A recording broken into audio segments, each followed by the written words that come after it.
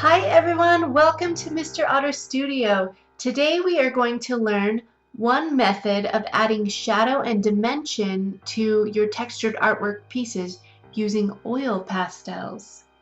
I'm referring specifically to any texture that is raised off of the surface of your artwork. So you see here I've got just a normal canvas and I spread joint compound all over it like you would frosting on a cake. And then I carved wavy lines with my palette knife through it. That's what gave me the raised texture you see there. Then I painted blue and silver over it. See that? This is what it ends up looking like. Anyway, you look at this and it's cool, but it's a little bit boring. So I'm going to use the oil pastels to jazz it up like this. I am going to be using my cray-pas expressionist oil pastels. I've got my 3D textured artwork that I've done with joint compound, but really it could work on a variety of different 3D textures.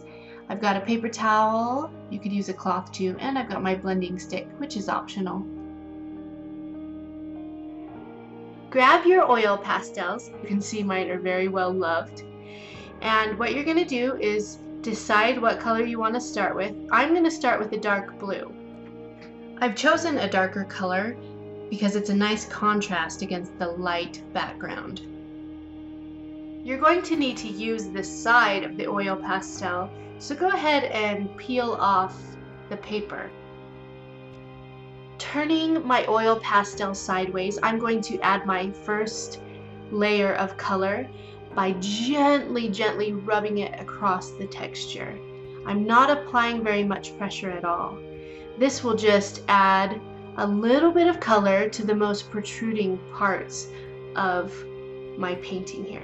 And again, you can do this on all sorts of different textured artwork. Now I'm grabbing a paper towel. You could do this with a cloth also. And I've wrapped it around my finger, and I am just going to smudge across all of the color that I just laid down. And this will just help smooth that color right into the texture.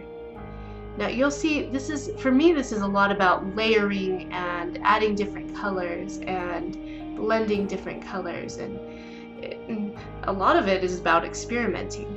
So you should take the same liberties. This is my suggestion. Take the same liberties in your artwork to discover what works for you.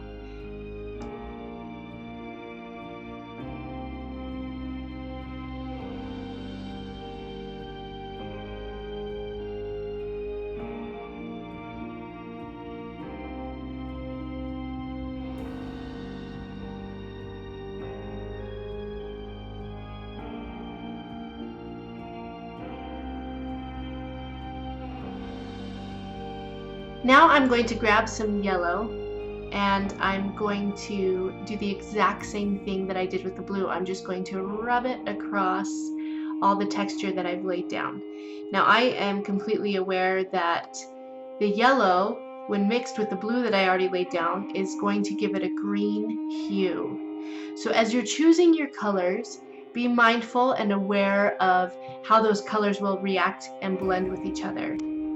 Now the reason that I didn't just add green to begin with is because I want some of that blue to still be defined a little bit, as well as some of the yellow. And I'm going to do that by not completely mixing them together.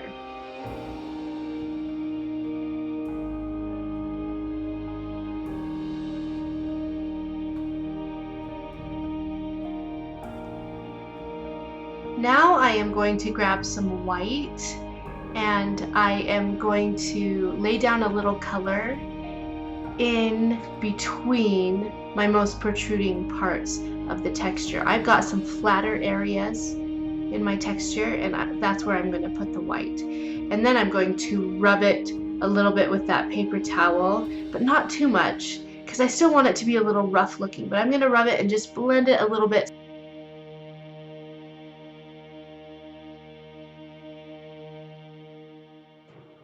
Now I am taking the same dark blue and I am going to rub them over the ridges of texture again. Now, this may seem really tedious, but every single layer and every single different color will help me emphasize the texture.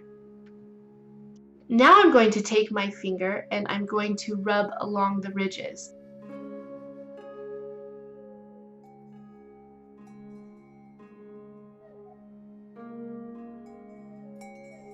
This time, though, I am going to use my finger to pull the color underneath each ridge and blend it into the color below. This will help add depth to my texture.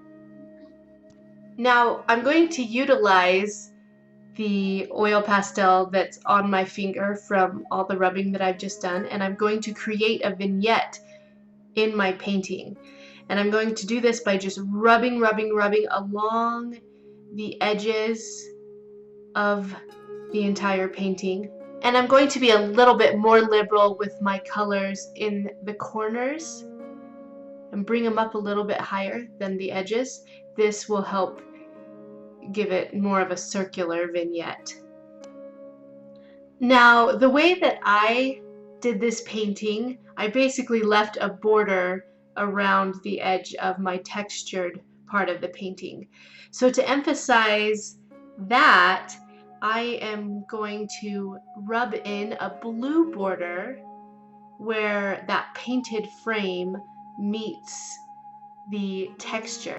So all I'm doing is I'm taking my dark blue, same one I was using before, and I'm just laying down a thick line along that border and just rubbing it right into both the textured part of the painting and the silver painted frame that's right on my canvas.